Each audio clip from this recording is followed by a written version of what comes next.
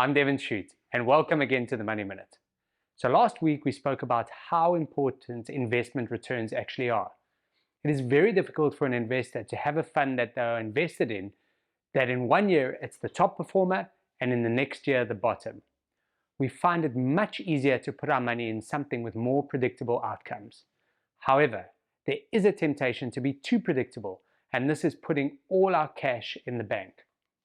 Now, while this may seem safe, you can see your money grow every year.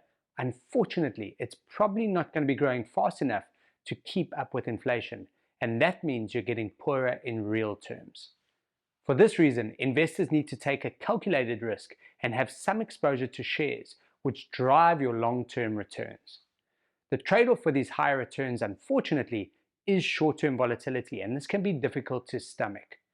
Now, to help handle this volatility better, it is useful to look at longer time periods and ignore the short-term volatility.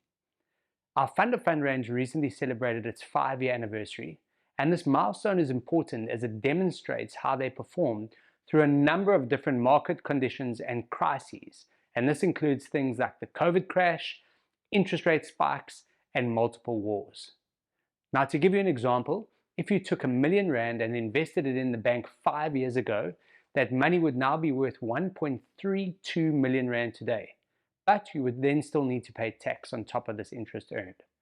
However, if as an investor you are comfortable taking on just a little bit more risk, that 1 million rand invested in our stable fund would be worth 1.5 million rand today. That's almost 150,000 rand more over the time.